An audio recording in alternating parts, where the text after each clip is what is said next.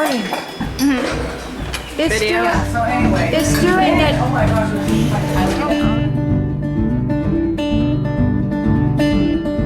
When we were younger, we thought everyone was on our side. Then we grew a little and romanticized the time I saw flowers in your hair. 'Cause it takes a boy to live, it takes a man to pretend he was there. Where are you going trick-or-treating? So then we grew a little, Are you going knew over a 10 lot, years? Or? and now we demonstrated it to the cops and all the things we said. We were self-assured. All right, he's reading now. Cause it's a long road to wisdom, but it's a short one to being ignored. All that noise in here. Be in my eyes, What did I hear? Oh my in my God, heart. they sound asleep. Be in my eyes. Oh no, that's Be in my heart. I would like Have you been to Norway? Hello, my name is Michael LaRoque and I'm the grandson of Mormor, aka F Park. Mormor is the Norwegian word for grandmother, and she would kill us if we called her anything else. She's the unbreakable chain that holds this family together. She's been filming, taking pictures, telling us stories, and kidnapping us since I can remember.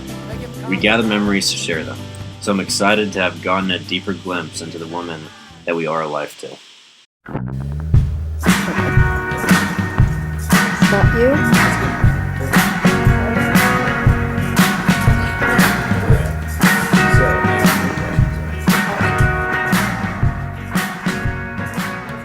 As of right now, do you identify as American or Norwegian?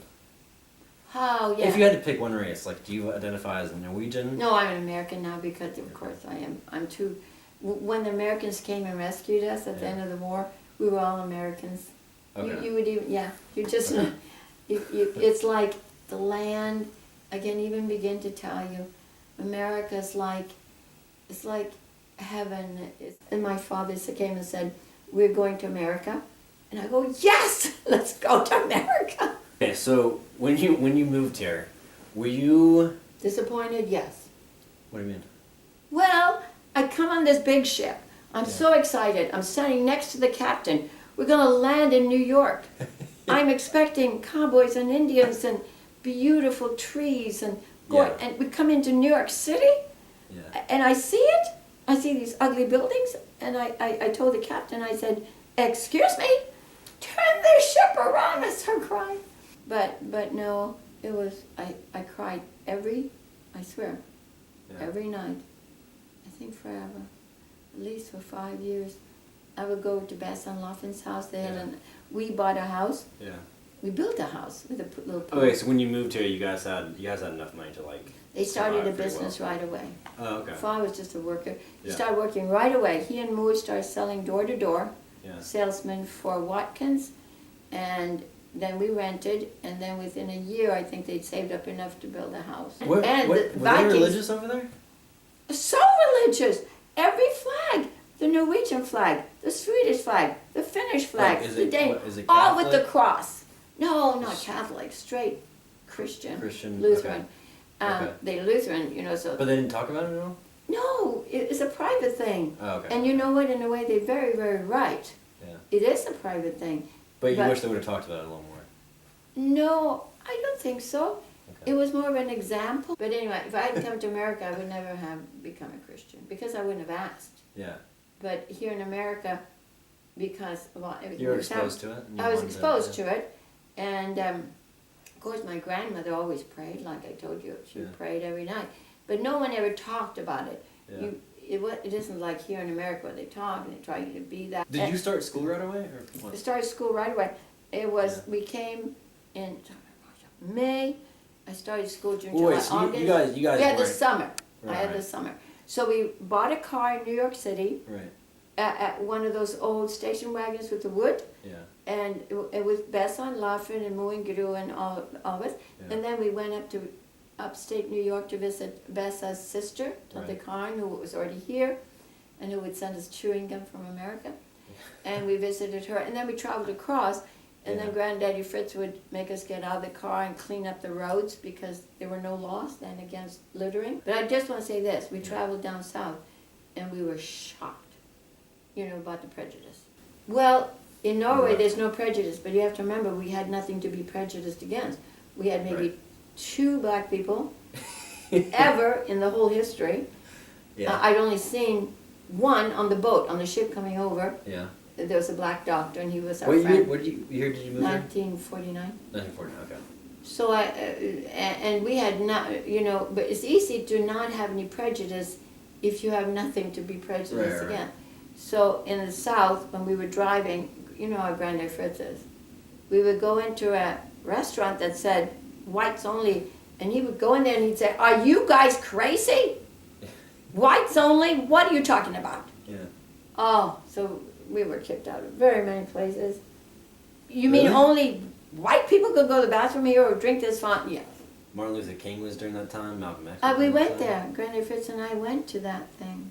What do you mean? Martin Luther King in Washington. You didn't? We did. We were at the speech and everything. But you What was guys, the but you question? guys, did you guys like support those movements? Like Yes, Martin of Luther course. King and Of course, we'd give money and we'd go to the meeting and When you everything. Yes. So real quickly, I just want to know, after all this long journey that you've had in the U.S., What long journey? the U.S. journey that you've had, 69 years. 69 years. What opportunities did the U.S. give you?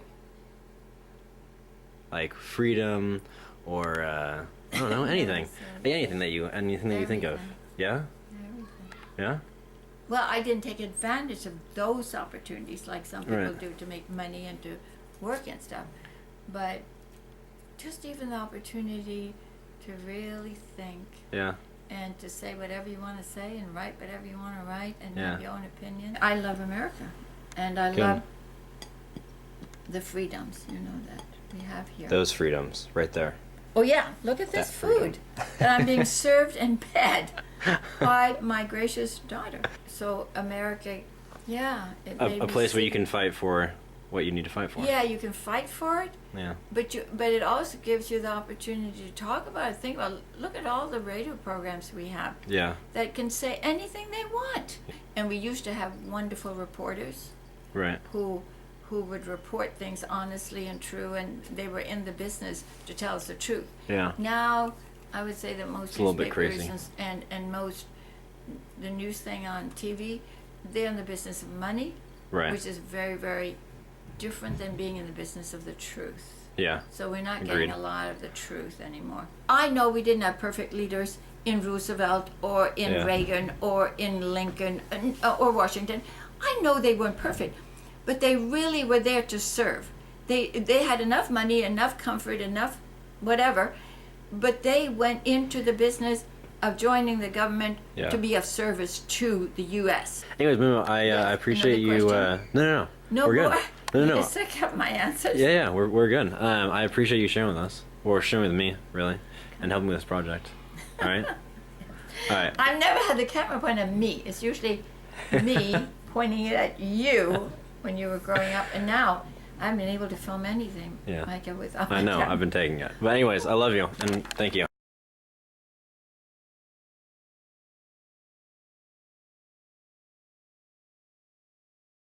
What is your name?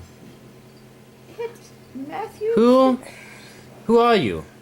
Where do you come from? Nowhere? Oh, then film Matthew's face for me. I don't understand. Very silent. I'm gonna film. Matthew, what do you think about this guy? Nothing? What does he want? He's giving us a look, man. We should get rid of him. Okay, now I have